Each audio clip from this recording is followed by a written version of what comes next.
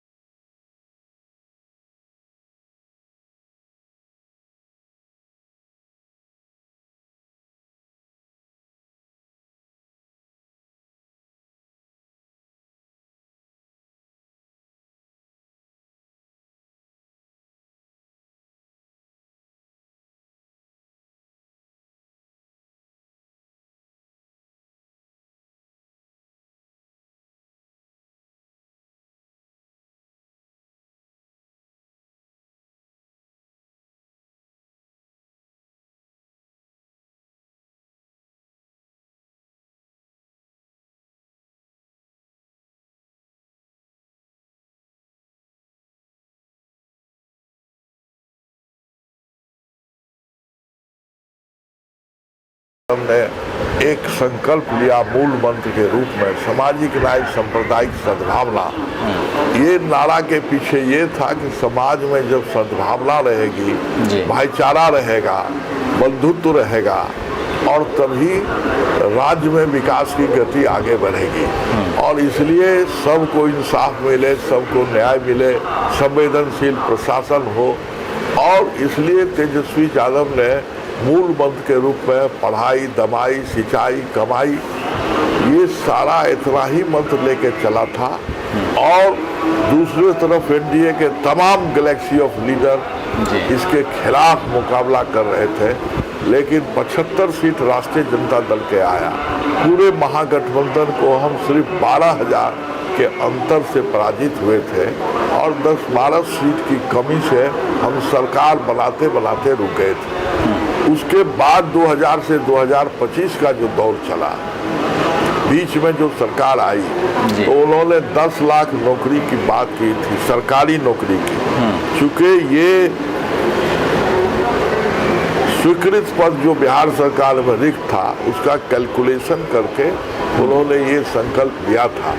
जब थोड़े दिन के लिए हम गठबंधन की सरकार में नीतीश कुमार आए थे, तो हमने उसी एजेंडा को प्रायोरिटी देके सबसे बड़ी पार्टी 80 MLA होते हुए भी हमने उनको साथ दिया था, और उसको सुनिश्चित करा के हम 3.5 लाख 4 लाख शिक्षक की बहाली करवाया, और शेष बहाली की प्रक्रिया भी शुरू हो गई। तो एक विश्वास नौजवानों को हुआ कि तेजस्वी यादव के कथनी करनी में एक रूपता है, इस सरकार का समर्थन भी किया है, तो परिणाम भी सामने दे रहा है जी। तो और लगातार इनके जो विफलता है, जो अन्यायपूर्ण है, जुल्म जाती है, उसको हमारी पार्टी उजागर करती रही, संघर्ष करती रही। और तेजस्वी यादव एक रचनात्मक विपक्ष के नेता के रूप में सकारात्मक ढंग से, जोरदार ढंग से असेंबली और सड़क पर ये अभियान जारी रखा। अब उन्होंने जब चुनाव नजदीक आया, तो एक बिहार के समृद्धि के लिए, बिहार के विकास के लिए, बिहार के सभी जाति, बिरादरी, धर्म, मजहब के लोग जो बिहार की समस्या को अध्ययन किया, और एक चिंतन मनन के बाद एक दृष्टि बनाई बिहार का कैसे विकास, उस अपने दृष्टि के मसौदा को आम जनता के बीच रखा। जब आम जनता के बीच रखा, उसका भारी प्रभाव पड़ा। चूंकि आम जनता का एक आशा भरी नजरों से तेजस्वी यादव को देख रही है, आम जनता में ये विश्वास चाहे किसी जाति बिरादरी का हो, तो उसमें ये विश्वास मजबूत हुआ है कि तेजस्वी यादव के कथनी करने में एक रूपता है, इसमें अपार संभावना है इनके नेतृत्व में बिहार को तरक्की का। ये विश्वास का वातावरण सारे बिहार में बना है। असंतोष के खिलाफ तेजस्वी के नेतृत्व के प्रति आकर्षण बना है। हमने जो दृष्टि को रखा, बहुत पहले रखा, तो लगा कि बिहार की गोलबंदी हो रही है बिहार में, तो हमारे ही एजेंडे को, हमारे ही भावी कार्यक्रम को उन्होंने क्रियान्वयन करना शुरू किया। तो हमने सकारात्मक विपक्ष कहा।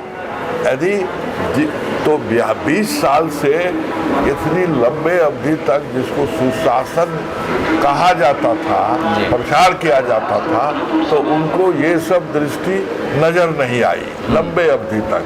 लेकिन हमने जनता के बीच परोसने का काम किया, अपना एजेंडा को रखा, भावी कार्यक्रम को रखा, तो बिहार के प्रबुद्ध जन, नौजवान को ये विश्वास हो गया कि इसमें समग्र बिहार के विकास के लिए, समाज को आगे बढ़ाने के लिए ये बड़ा कारगर एजेंडा हो, चाहे बिजली मुफ्त की योजना हो, किसानों के लिए योजना हो, युवा आयोग का गठन हो, वृद्धा पेंशन, सामाजिक सुरक्षा हो, और जितने कर्मचारी लगातार लाठी डंडा खा के अपनी आवाज उठलता रहो, आंगनबाड़ी सेविका हो, और शिक्षक को सरकारी कर्मचारी का दर्जा देने का सवाल हो, ये सारे हमारे सवाल को बड़ा युद्ध स्तर पर लागू करने का काम किया। तो ये सवाल हमारा था, उसमें कोई हर्ज नहीं है। उन्होंने लागू 20 साल से इनकी नींद नहीं टूटी, तो एकदम से जाग गए चुनाव के इसलिए समय। तेजस्वी यादव ने कहा कि हमने जिस एजेंडा को रखा तो उन्होंने महसूस किया कि यही बिहार की तरक्की की एजेंडा है, यही बिहार समृद्धि की योजना है। थोड़े दिनों में, महीना 2 महीना में बिना एक्सरसाइज किए कहाँ से रिसोर्सेज आएगा, कहाँ क्या आएगा, धड़ाधड़ इस एजेंडा को इम्प्लीमेंटेशन करना शुरू किया है। लेकिन ये बात भी जनता के समझ में आ गई है, क्योंकि पब्लिक डोमेन में हमारे सारे एजेंडा 6 महीना 8 महीना पहले ही आ गया था और उस आधार पर मोबिलाइजेशन चल रहा था। हमने एक असेंबली में वैचारिक स्तर पर परिचर्चा का आयोजन किया, अपने वर्कर का प्रशिक्षण शिविर किया और ये समझाने का काम किया कि हर बूथ पर वोटर के बीच जाकर जो हमारा ये जो मुद्दे पर आधारित राजनीति है, हमारी भावी राजनीति, भावी रचना होगी, तो इशू बेस्ड पॉलिटिक्स जो डॉक्टर लोहिया का कहना था, लोहिया की राजनीति थी, समाजवादी का सिद्धांत था, तो उस समाजवाद आचरण से हमने साबित किया कि लोहिया के बताए हुए रास्ते पर बिहार की तरक्की के लिए हम जनता के बीच जन जन में जाने का काम किया। और उसी का ये प्रदर्शन आपने देखा होगा कि अधिकार यात्रा में जो उमड़ती हुई भीड़, न सिर्फ गंतव्य एक असेंबली कंस्टिट्यूंसी के एक पॉइंट पर सभा को संबोधित करना था कार्यक्रम, लेकिन उस तमाम मार्ग में जिस तरह गांव गवई के लोग अपने अपने सड़कों पर गांव के नजदीक उभर के भारी संख्या में नौजवानों का, गरीबों का, वो जो प्रदर्शन की तस्वीर आप देखेंगे तो उसमें सभी महिला, गरीब, गुरबा लोगों का प्रदर्शन था। सब लोग एक झलक देखने के लिए उस नेता के लिए बेताब थे। उन्होंने अपार कुल मिलाकर अशोक बाबू ये बुलाई गई भीड़ नहीं थी, लोकप्रिय नेता तेजस्वी यादव के स्वागत के लिए लोग खुद पहुंचे। ऑर्गेनाइज भीड़ सिर्फ उस गंतव्य था जहां सभा घोषित था, लेकिन सड़क उस एक स्थान से दूसरे स्थान तक पहुंचने में जो सड़क था वो जन उभार था। ये जन उभार जो हमारा कभी 74 के आंदोलन में था, जो कभी 77 में था, जो 89 में था, स्वयं स्फूर्त जन उभार था। ये संकेत देता है कि आगे तेजस्वी यादव को हाथ को मजबूत करने के लिए और उसको भावी मुख्यमंत्री के रूप में जनता दिखने लगी है। और ये संकल्प है, ये केवल सेंटिमेंट नहीं है, निश्चित रूप से महागठबंधन और राष्ट्रीय जनता दल सर्वाधिक वोट से जीके सरकार गठन करेगी। देखिए, बिहार बदलाव यात्रा की कुछ तस्वीरें भी वायरल हुई है और विपक्ष के लोग जो है एक तस्वीर को लेकर मुद्दा बनाते हैं जिसमें तेजस्वी यादव पेन फेंकते हुए नजर आ रहे हैं लोगों के बीच में, और कुछ लोग कमेंट कर रहे हैं उस पर कि भाई 9वीं फेल यही कर सकता है, कलम फेंका नहीं जाता, कलम दिया जाता है, कलम को सम्मान के रूप में लेना चाहिए था। लोग कह रहे हैं कि जो नेतृत्व करने की क्षमता है, विपक्ष के लोगों का ये कहना है, वो तेजस्वी जी में अभी नहीं आया है। आप लोग क्या मानते हैं? आप लोग बहुत दिनों से देख रहे हैं, लालू जी के शासनकाल को आप लोगों ने देखा, आरोप लगते रहे, बिहार का विकास भी हुआ, वर्तमान समय में भी काम हो रहे हैं, लेकिन जो समस्याएं हैं, समस्याएं दिन ब दिन बढ़ती जा रही है। भय, भूख, बेरोजगारी, महंगाई, पलायन रुकने का नाम नहीं ले पा रहा है। क्या तेजस्वी जी अगर आ जाते हैं सत्ता में, या जो विपक्ष आरोप लगा रहा है, इन तमाम मुद्दे पर आप क्या जवाब देना चाहेंगे? देखिए, तेजस्वी यादव जी ने जब बिहार के राजनीति में प्रवेश किया था तो शुरुआती दौर में ये तमाम पब्लिक डोमेन में ये आशंका थी और उस समय विपक्ष का ये नैरेटिव थोड़ा समय के लिए चला, लेकिन 10 साल हो गया और पिछले 10 साल में नेता प्रतिपक्ष के रूप में जो उनका प्रेजेंटेशन, परफॉर्मेंस विधानसभा में हुआ और जो पब्लिक डोमेन में हुआ, जनता के बीच में हुआ, दल के अंदर हुआ, संगठन के स्तर पर हुआ, तो ये बड़ा ही गौरव की बात है। तमाम राजद परिवार को इस बात का गौरव है कि आज लालू यादव की कमी के बावजूद हमने इतना कम समय में लालू यादव का समृद्ध राजनीतिक संस्कार और जिस काबिलियत का, प्रतिभा का और योग्यता का प्रदर्शन किया है अपने व्यक्तित्व से तेजस्वी यादव ने, एकमात्र यही नहीं, आज राष्ट्रीय क्षितिज पर भी, राजनीतिक क्षितिज पर तेजस्वी यादव इस सूबे बिहार का एक पॉपुलर लीडर है और पूर्ण सभी गुणों से लैस है। ये निश्चित रूप से बिहार में आज जितने लोग यहाँ देश में युवा वर्ग के लोग शासन कर रहे हैं, उससे सबसे सफल और कारगर मुख्यमंत्री ये साबित होंगे। ये सिर्फ राजद परिवार नहीं, ये आम जनता का विश्वास भी हो गया। बिल्कुल। हम लोग जिस तरह से देख रहे हैं अभी बिहार की राजनीति को, खास तौर पर तमाम जो राजनीतिक दल है, वो चाहे आप लोगों का भी जो मैनिफेस्टो है या एनडीए का भी जो मैनिफेस्टो है, जल्द ही सीट बंटवारे पर चर्चा होनी है तमाम दलों में, सभी लोग सौगात पर सौगात जनता को देने की बात करते हैं। और आपके नेता जो हैं उन पर तो ये भी कहा जाता है, और पहले सदन में भी खुद सीएम साहब ने कटाक्ष किया था कि इतना जो नौकरी देने की बात करते हो, पैसा कहाँ बाप के घर से ला कर दोगे। तो क्या आपको लगता है, चूंकि आपका राजनीतिक जीवन जो है लंबे समय से बिहार की राजनीति पर एक प्रभाव डालता है, अभी वर्तमान में जो वादे हो रहे हैं खासकर आपकी पार्टी के द्वारा, उन वादे की पूर्ति संभव है अशोक बाबू? इस वादा करने के पहले जी, अब सभी बात जो सरकार के अंदर प्लान करने का है, रिसोर्सेज जुटाने का है, ये तो सरकार के अंदर का चीज है। तेजस्वी यादव की विशेषता हुई, उन्होंने इस पर होमवर्क पूर्व में ही कर लिया कि हम जो जनता के बीच अपना भावी योजना को रख रहे हैं, तो कहाँ से क्या रिसोर्सेज आएगा, किस तरह स्टेट के रिसोर्सेज को बढ़ाने का काम होगा, किस तरह उद्योग का विस्तार होगा, किस तरह राज्य की आमदनी बढ़ेगी, किस तरह राजस्व का संग्रह होगा, और किस तरह जो हमारा हक हुकूक है केंद्रांश लेने का, वो हम हासिल करेंगे। ये सब रूपरेखा तैयार होने के बाद ही वो सभी कार्यक्रम की घोषणा हुई है। हम केवल उन्हीं जिसमें हमने रूपरेखा तैयार किया है, हमको अलाप शलाप तो अभी वर्तमान राज्य सरकार घोषणा कर रही है। जो राज्य सरकार ने वही काम किया जो हम चाहे, 4 लाख 5 लाख शिक्षक की बहाली किया, जहां हमको ताला कसने का काम किया था और अनपार्लियामेंट्री ढंग से कहा था कि बाप के घर से पैसा लाएगा, और वही दिखाया जब, तब उसी को रट लगाने लगे। तो हमारे एजेंडे को, हमारे ही कार्यक्रम को वो फॉलो कर रहे हैं। अब तक उनका जो कार्यक्रम चला, तो वो कार्यक्रम में लगा कि कोई दृष्टि नहीं थी, कोई प्री प्लान नहीं था। राज्य की तरक्की के लिए गठजोड़ करके एन केन सत्ता प्राप्त करके सत्ता प्राप्त करना, यही जो हम लोग का आरोप था, ये आरोप अपने चाल चलित चेहरा से उन्होंने बिहार की जनता के बीच साबित कर दिया।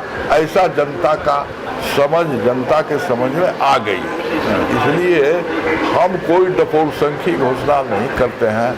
हमने विश्वास दिया है कि कथनी करनी में हमारी एकरूपता है। हर कथनी के पीछे हमारा सोच है, दृष्टि है और एक प्लान है। बिल्कुल, तो बिना प्लानिंग कुछ नहीं हो रहा है। जो घोषणाएं महागठबंधन द्वारा की जा रही है, उसका समीकरण पहले तैयार कर लिया गया है। पैसा कहां से आएगा, जो चुनावी वादा है उसकी पूर्ति कहाँ से हो पाएगी, तो इस पर पूरी कोर कमेटी जो है वो बैठकर फैसला कर चुकी है। अशोक बाबू, हमने लगभग बहुत सारे सवाल आपसे पूछे और सभी सवाल का आपने इतनी शालीनता से और इतने अच्छे तरीके से जनता को समझाने का प्रयास किया है। मुझे लगता है कि इतना समय बहुत बामुश्किल आपका मिल पाता होगा।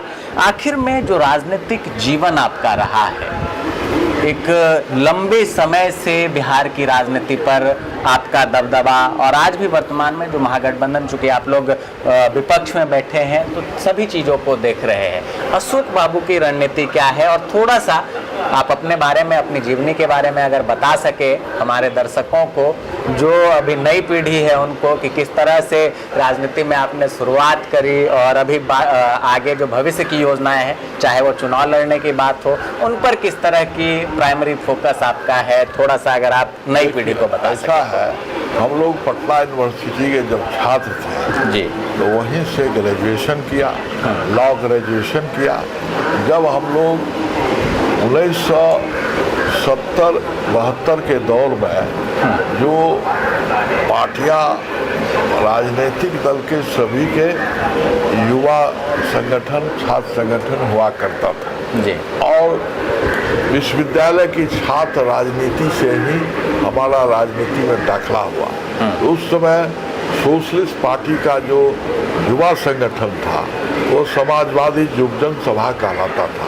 हम लोग उस समय समाजवादी युवजन सभा के एक बड़ा समूह था हम लोग के मित्र लोग का, और डॉक्टर लोहिया के विचारों से प्रभावित होकर हम किशन पटनायक जी उस समय थे जो बिहार में युवा संगठन करने आते थे, तो किशन पटनायक जी के हाथ से समाजवादी युवजन सभा का सदस्यता ग्रहण की, और विश्वविद्यालय में युवजन सभा की जो छात्र राजनीति थी जी, जो छात्र संघ का चुनाव था, छात्र समस्या था, वो कन्फाइंड था कैंपस तक जी। और विशेष अवसर पर जहाँ छात्र पार्टी के बड़े कार्यों में छात्र योगदान का हिस्सेदारी होती थी, वहाँ हम लोग शिविर सम्मेलन सभा में जाया करते थे, और शेष छात्र राजनीति विश्वविद्यालय तक सीमित थे। विचारधारा समाजवादी युवजन सभा का था, कोई विद्यार्थी परिषद था, कोई स्टूडेंट फेडरेशन CPI का था, कोई इंसो कांग्रेस का था, सभी छात्र संगठन के छात्र नेता थे। तो वही छात्र नेता के रूप में हमारी राजनीति शुरू हुई, और विश्वविद्यालय में कैंपस में पूरे छात्र के जनजीवन के छात्र के सवालों पर हम लोग जूझते रहते थे। 1900 जब गुजरात में छात्रों का बड़ा आंदोलन हुआ जी, और छात्र समस्या स्टूडेंट अनरेस्ट काफ़ी बढ़ गया था, मेस का रेट बढ़ गया, कॉपी किताब का दाम बढ़ गया, कई तरह की बढ़ गई, और दूसरा बेरोजगारी एक मुद्दा था।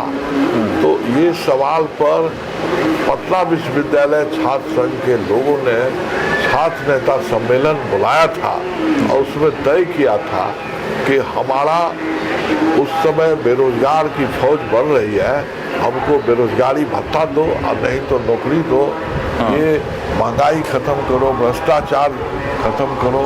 उसी समय हम लोग 12 सूत्री मांग छात्रों के थे, 4 सूत्री जनजीवन से जुड़ा हुआ था, और उसी दौर में गुजरात के आंदोलन के बाद लोकनायक जयप्रकाश का पटना कॉलेज के परिसर में youth for democracy, student for democracy एक सेमिनार हुआ था, जिसमें जयप्रकाश जी ने आह्वान किया था कि छात्रों को भी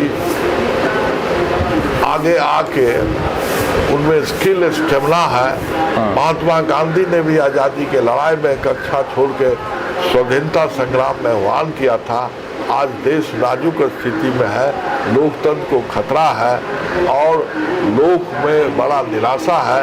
विद्यार्थी को आगे आके इस काम को भी देखना चाहिए। उन्हीं आह्वान पर पटना यूनिवर्सिटी स्टूडेंट यूनियन द्वारा छात्र नेता सम्मेलन आयोजित हुआ, जिसमें पूरे बिहार के चुने हुए छात्र के पदाधिकारी और विभिन्न युवा संगठन, सभी दलों के, कांग्रेस को छोड़ के सभी दलों के संगठन कम्युनिस्ट आया, और वहाँ सम्मेलन में तय हुआ, गुजरात में उस समय विद्यार्थी के आंदोलन की जीत हो गई, नारा हुआ गुजरात की जीत हमारी है, अब बिहार की बारी है जी। और पटना के विधानसभा में एक प्रदर्शन घेराव का कार्यक्रम हुआ, और वहाँ लाठी चली, गोली चली, आहत हुए सब हम लोग, और बड़ा हिंसा भी बड़े पैमाने पर हुई, और लगा कि आंदोलन को दमन करने के लिए सरकार उस समय का शासन उतारू था।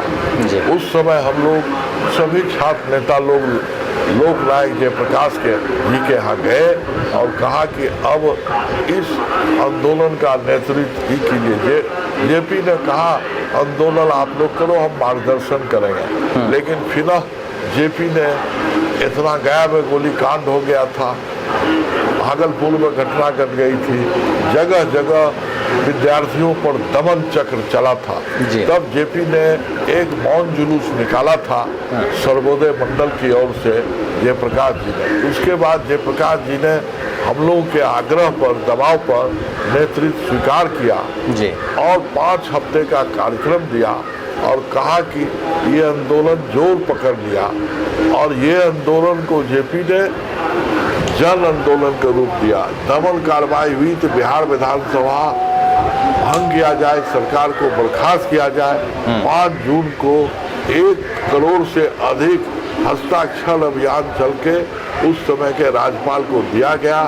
5 जून को बड़ी रैली हुई थी गांधी मैदान में। उसी दिन हुआ कि अब ये सरकार दमन की नीति पर चली है, उचित मांगों पर विचार नहीं कर रही है, इसलिए इस सरकार के खिलाफ हटाने के लिए इस छात्र आंदोलन को जन आंदोलन में परिवर्तन करना होगा और समग्र परिवर्तन की लड़ाई लड़नी होगी।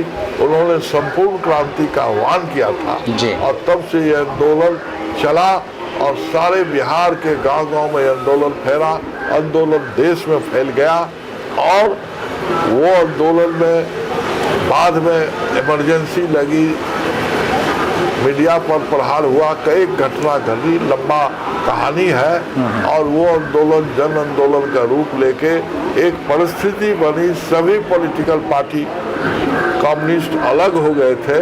जब सत्ता के खिलाफ लड़ने का आह्वान जेपी ने किया तो student federation, youth federation, CPI का चूँकि समझौता था कांग्रेस पार्टी से, तो सरकार के सवाल पर वो अलग हो गई।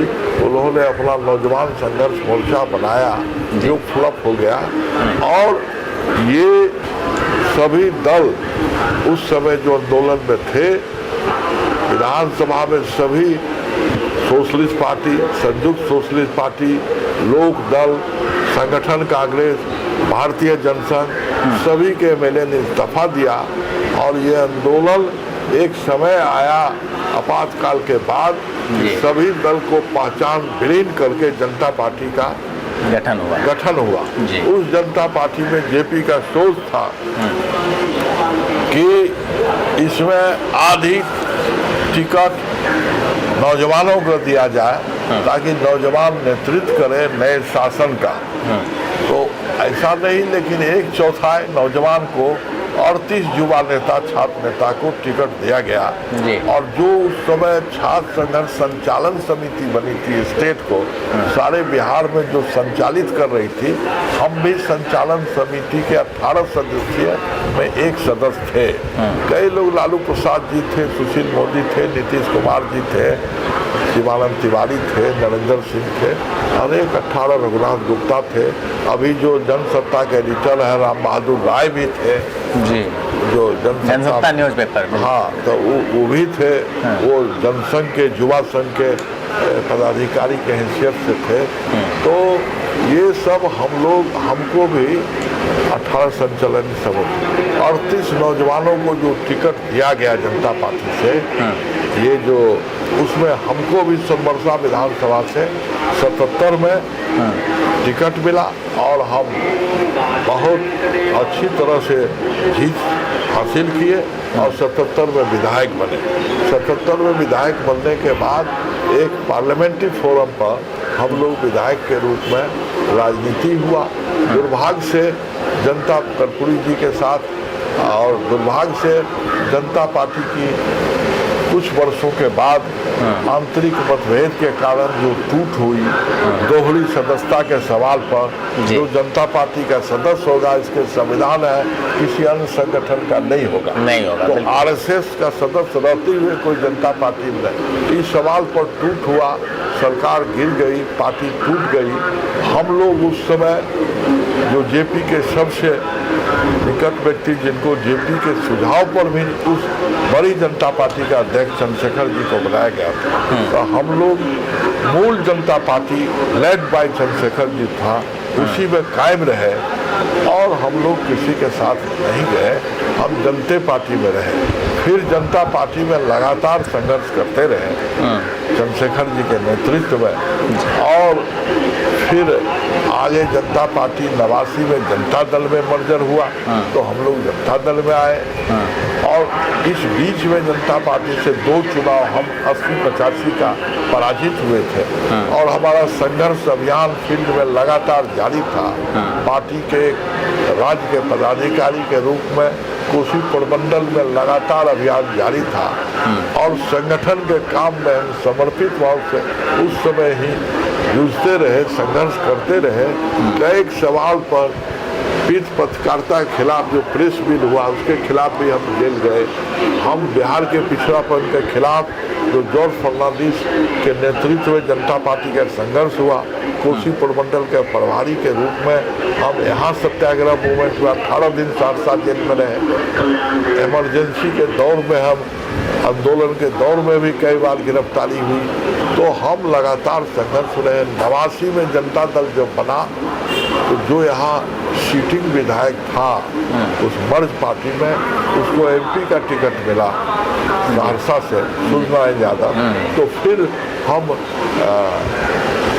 जनता दल के विधायक चुने गए 90 में, 95 में, 2000 में, और 2005 में पुनः हम पराजित हो गए। उसके बाद ये क्षेत्र अनुसूचित जाति का रिजर्व हो गया। यही मेरा राजनीतिक यात्रा है, और हम लगातार पार्टी में जो रहे, हारने के बाद भी, तो हम बीच का दौर ऐसा 2005 में 2 इलेक्शन हुआ। एक इलेक्शन में हम हारने के बाद फरवरी में, नवंबर में जो हुआ, तब तक कोसी प्रमंडल के इलाके में चाहे सीनियर लीडर रूपलाल यादव हो, विनायक बाबू का परिवार हो, एक्स मिनिस्टर रविंद्र चरण हो, जनवंत यादव हो, और stalwarts of the Janata Dal, सबका सफाया हो गया, नए नए लोगों को लादा गया, और एक लगा समर्पित कार्यकर्ताओं की अनदेखी हुई। उस समय हमारा विश्वास हुआ जिस सामाजिक न्याय के लिए समर्पित थे, मंजिल तक इस संगठन से पहुंच नहीं पाएगा। हम लोग सामूहिक विद्रोह किया, और उस समय हम नवंबर 2005 में समाजवादी पार्टी मुलायम सिंह के पार्टी को ज्वाइन किया, और उससे उम्मीदवार हुए। हम सफल नहीं हुए, लेकिन हम लोग राजनीतिक अस्तित्व को बचाने का काम किया, और हम लोगों के विद्रोह करने से जनता पार्टी की कोसी प्रमंडल में सीट नगण्य हो गई, और समाजवादी पार्टी के रूप में हम लोग लगातार भी गतिशील थे। बाद में मुलायम सिंह यादव ने इस समाजवादी पार्टी का हमको प्रदेश अध्यक्ष बनाया। प्रदेश अध्यक्ष बनाने के बाद लगातार हम सपा का संगठन करते रहे, और सपा को भी एक पहचान हमने देने का काम किया बिहार में। और इसी बीच में जब लोकसभा का चुनाव 2009 आया, तो मुलायम सिंह ने जो लोकसभा का प्रत्याशी यहाँ तय किया था, सबको ड्रॉ कर लिया।